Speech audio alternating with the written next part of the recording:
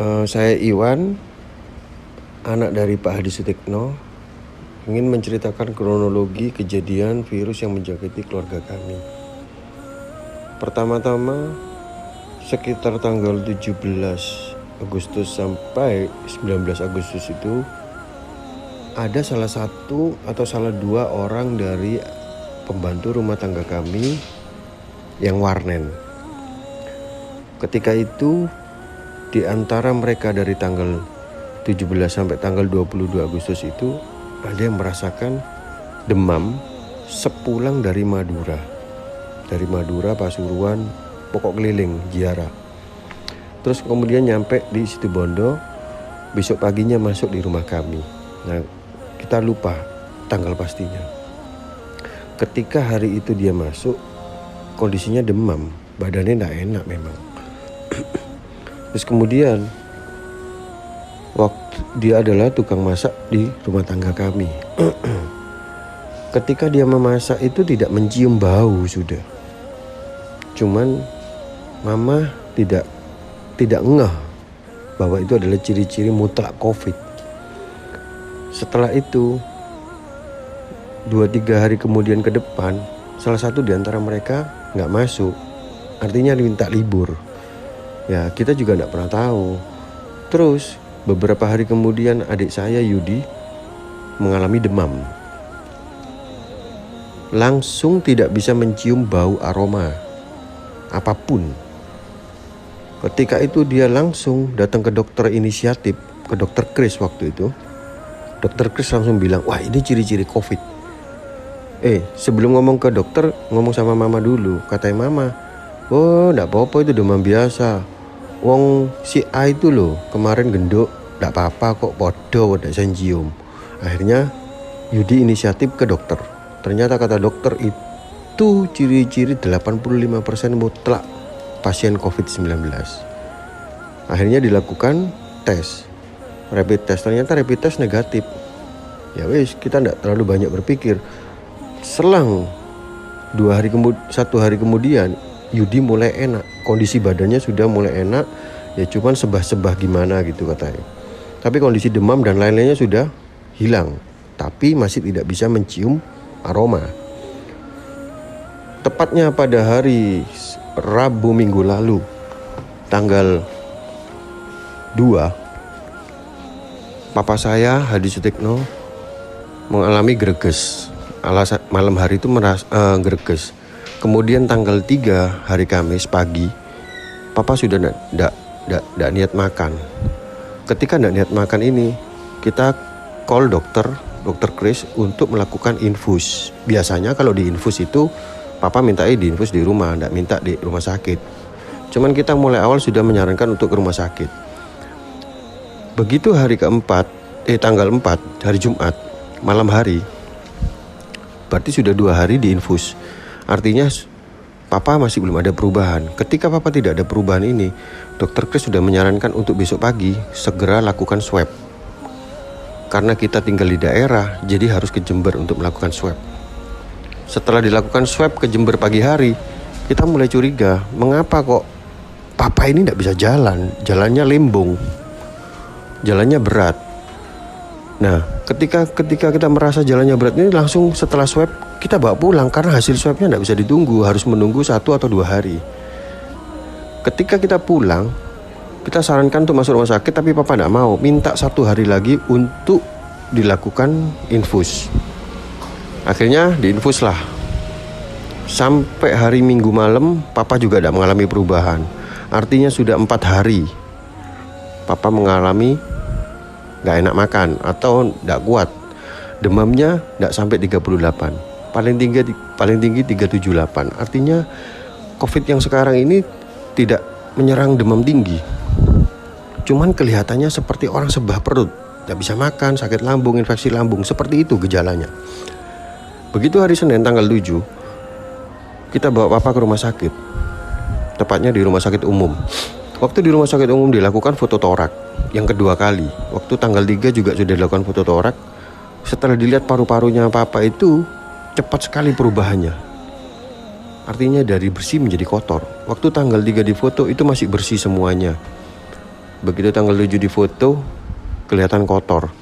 Tapi dokter jaga di UGD bilang kondisinya aman, masih orange, tidak mengancam nyawa. Kita percaya dengan dokter, kita sudah doa, kita sudah minta Tuhan tolong tangan dokter yang bekerja dan obat-obatan. Waktu di rumah sakit, papa dibantu dengan alat bantu oksigen. Sampai jam 4 sore orangnya masih bisa ngomong dengan enak, dengan baik. Ya, akhirnya disarankan untuk masuk di ruang isolasi di tulip di belakang. Artinya isolasi sendiri karena tidak mengancam nyawa. Tetapi setelah obat dimasukkan jam 6, terus jam 9 dites semuanya. Begitu masuk jam 12 malam, begitu obat-obatan semua dimasukkan lewat infusan, papa mulai tidak enak, mulai kerasa sesak nafas. Mulai sesak nafas itu kondisinya gelisah.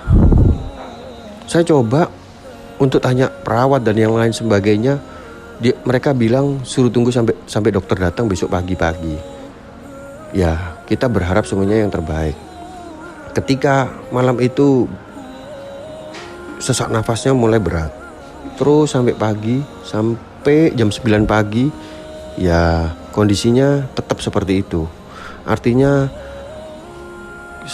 oksigen dalam darahnya papa masih kurang, artinya ngedrop sekali.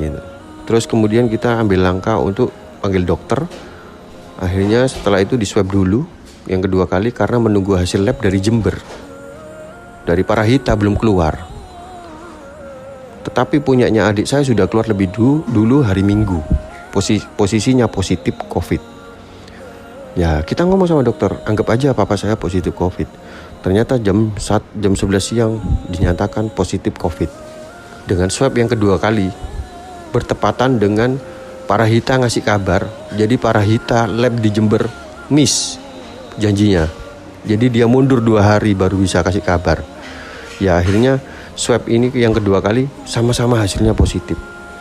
Dimasukkan di ruang Asoka, papa mengalami sesak nafas yang lebih berat. Begitu lebih berat itu dikasih lah dengan semua peralatan yang ada, ventilator dan segala macam obat. Akhirnya tubuhnya tidak kuat. Ketika tubuhnya tidak kuat, dokter mengatakan bahwa lebih baik dibius total. Waktu mau dibius total, papa saya kritis seketika. Waktu kritis itu hari Selasa tanggal 8, papa dibom obat semuanya dalam kondisi koma. Kita pantau semuanya, kita tunggu semuanya. Waktu obat bekerja semuanya dokter bilang kondisinya masih stabil dengan semua obat yang ada, dengan semua peralatan yang ada di rumah sakit umum. Rumah sakit umum khususnya Dr. Budiman memberikan pelayanan terbaik buat papa saya dengan timnya. Saya sudah lihat dengan mata kepala saya sendiri, mereka lakukan pekerjaannya yang terbaik dengan cekatan. Begitu malam hari kita masih menanyakan kabar kondisinya papamu masih stabil. Meskipun dengan obat-obatan, tapi masih koma. Tanggal 9 pagi, kita juga masih menanyakan kondisinya masih bagus. Masih stabil meskipun koma. Berharap akan ada perubahan. Jam 1 siang, ada kabar dari WA Asoka menyatakan bahwa kondisi papa menurun. Dengan obat-obatan yang ada, dengan dosis yang ada, semua peralatan berfungsi dengan baik, harusnya papamu bisa naik. Tapi entah kenapa kok jam 1 siang itu papa mulai drop. Tensinya menurun, detak jantungnya mulai menurun. Waktu kritis itu papaku 1 menit detak jantungnya 200 detak jantung. Jadi benar-benar kacau dan akhirnya terjadilah kritis itu. Dan pada tanggal 9 jam 2 siang kita dapat kabar bahwa kondisinya menurunnya itu bukan perlahan, tetapi drastis, cepat sekali. Sampai jam 4:30 sore, papa saya mengembuskan nafas terakhir dengan kondisi obat dan semua peralatan yang mancep di tubuhnya. Artinya katanya dokter, waktu kemarin tanggal 8 itu papamu wis kritis, dia tidak merasakan sakit apapun. Jadi pesan saya, sampai pada mengembuskan nafas terakhir, papa saya dalam kondisi kritis.